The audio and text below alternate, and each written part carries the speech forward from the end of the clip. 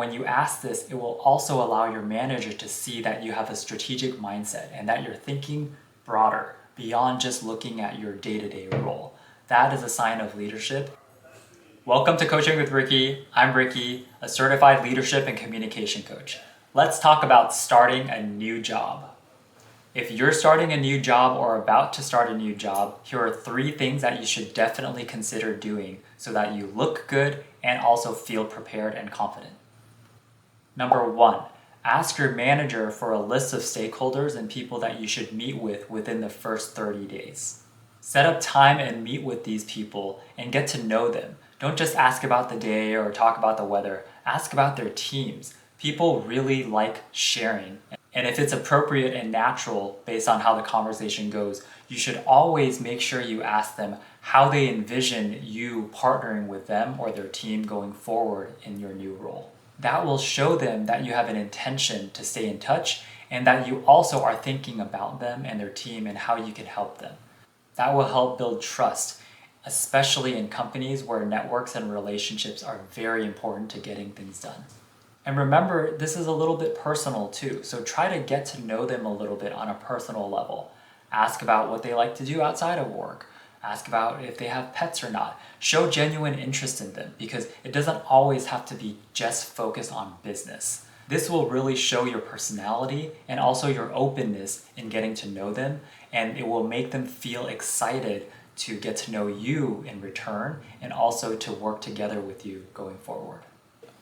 Number 2 is to ask your manager for a link to an intranet. Usually companies have a website or an internal website with a lot of information about the company's vision, goals, mission, values. All of these things are very important because it will help you better understand what the culture of the company is like. Make sure you spend time reading through all of that and also getting a better understanding of how the company is structured.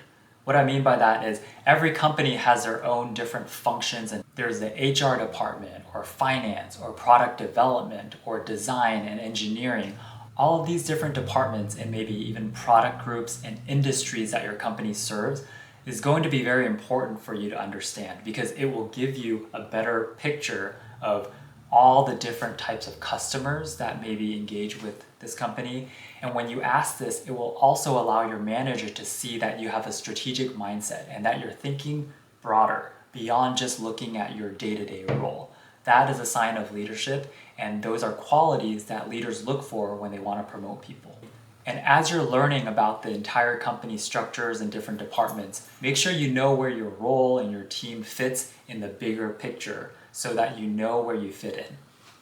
Even if you're currently not involved with any of the other departments or anything like that, it's still important to be aware of what departments and what teams exist because in any business, in any company, there's constantly change happening, which means there's opportunities to have reorganizations or restructurings. So even though you may fall under one team one day, if a reorganization or a restructuring happens, you could fall into another team. So having an idea of which teams and which departments exist across the company and how those organizationally roll up to each CEO staff member, these are people that report to the CEO, will really give you a better picture of where you sit and also future opportunities if you want to move around. And number 3 is when you have your first few one-on-ones with your manager. This is dedicated time set aside.